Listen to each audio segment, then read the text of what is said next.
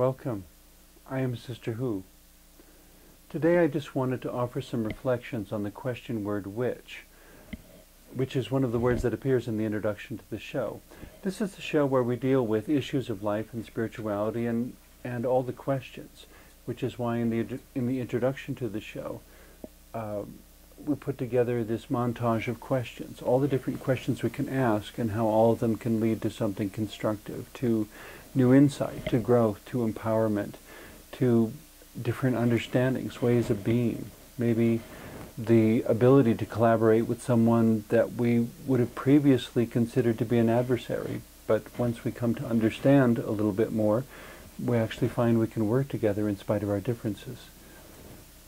In any case, when we first, it seems like such a simple word, which, just a little five-letter question word. It has some rather marvelous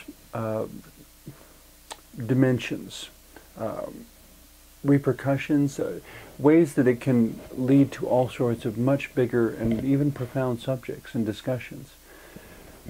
Probably the most obvious of the various questions that comes through the word which is when people begin to ask which is right or wrong, so that the word which takes on a moral implication, that somehow it's the question word that stands between us and being good and being bad.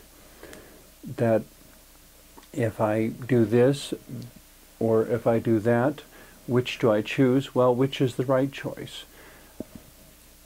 The interesting thing, as you consider the complexity and the dimensions of each choice, is that very often the majority of choices in life come back to being in this gray area in the middle.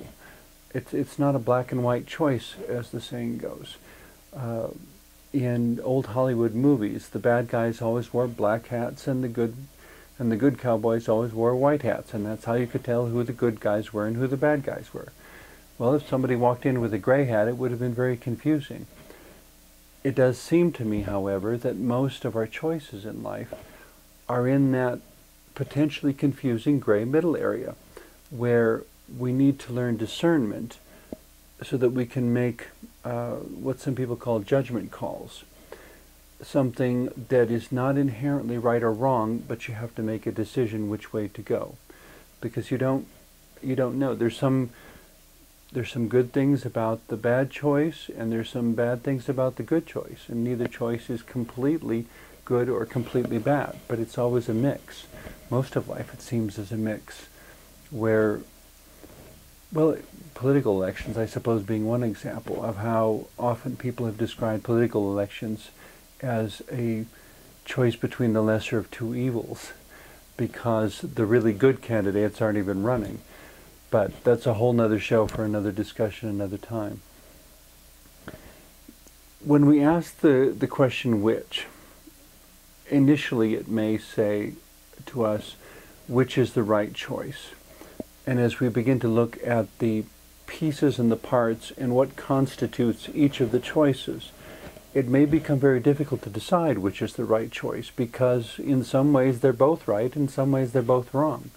And maybe what the question word which is really pointing us to is the need for a third option, for finding a new possibility that is not represented by either of the ones in front of us.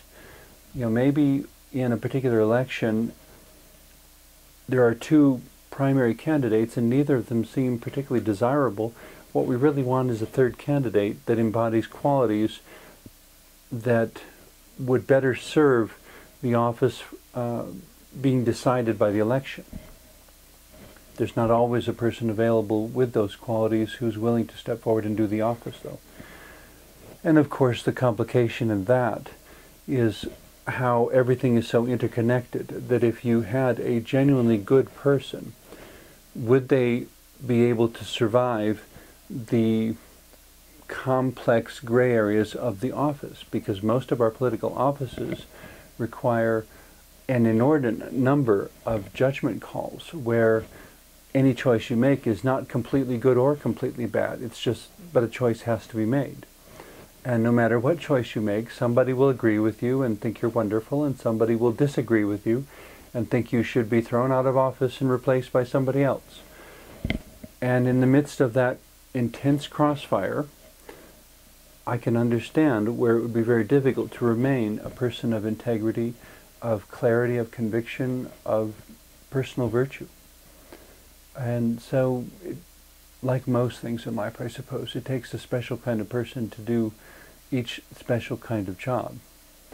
It takes a special kind of person to deal with the complexities of government and to live in this crossfire where there's lots of questions but none with really conclusive answers, because each one has certain benefits and also has certain consequences. And it's difficult, but not impossible, I don't think, but it is very difficult to find the answers that are beneficial to all persons concerned, where there don't have to be any losers, because everybody is a winner by the way the choice is made, by the way the problem is resolved. That it's not resolved at the expense of someone else, but it's resolved in a way that everyone wins.